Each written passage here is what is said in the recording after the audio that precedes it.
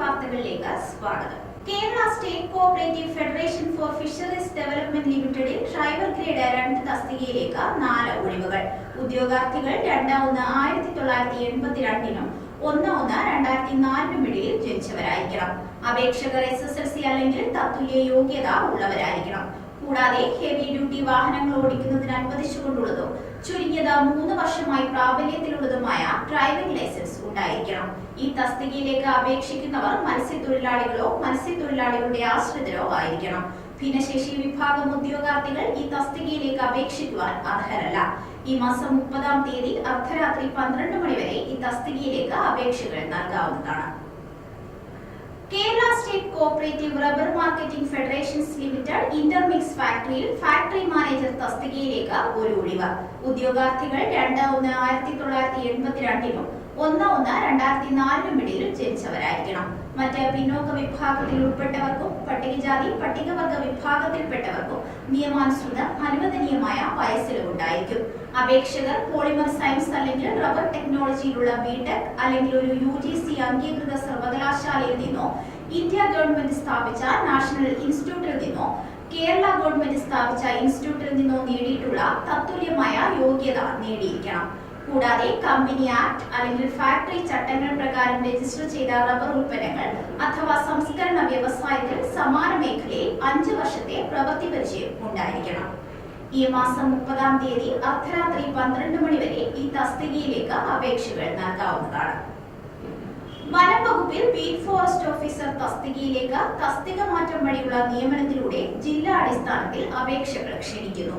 ഉദ്യോഗാർത്ഥികൾ 1-1-2022-ന് 40 വയസ്സ് പൂർത്തിയാകാൻ പാടില്ല. അപേക്ഷകർ കേരള സർക്കാരിന്റെ ഹയർ സെക്കൻഡറി വിദ്യാഭ്യാസ വകുപ്പ് നടത്തുന്ന +2 പരീക്ഷ വിജയിച്ചവരോ കേരള അല്ലെങ്കിൽ ഭാരത സർക്കാർ അംഗീകരിച്ച തത്തുല്യ പരീക്ഷ വിജയിച്ചവരോ ആയിരിക്കണം.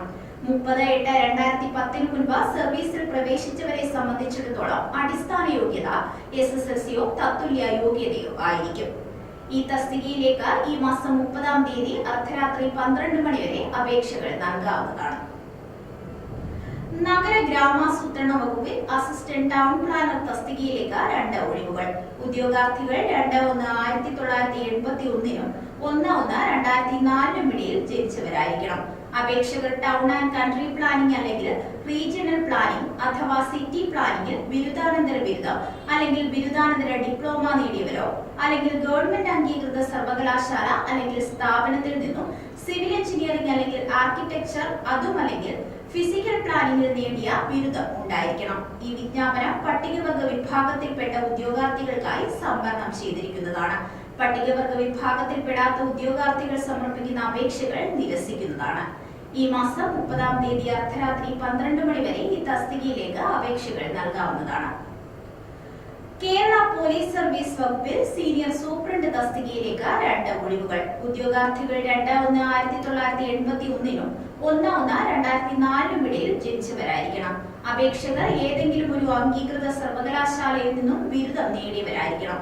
കൂടാതെ ഏതെങ്കിലും സർക്കാർ വകുപ്പിൽ മിനിസ്റ്റീരിയൽ സർവീസിലുള്ള 5 വർഷത്തിൽ കുറയാത്ത പരിചയം നേടിയിരിക്കണം. പരിചയ സർട്ടിഫിക്കറ്റ്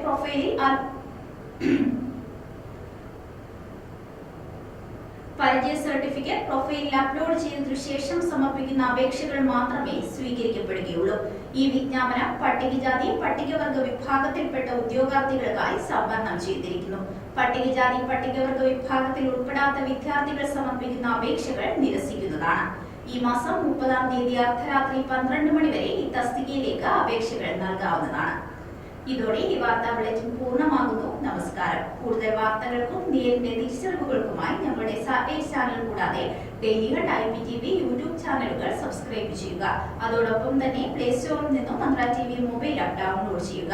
താങ്കളുടെ സ്മാർട്ട് TV ഉപയോക്താവാണെങ്കിൽ മന്ത്ര TV നേരിട്ട് ലഭ്യമാക്കുന്നതാണ്.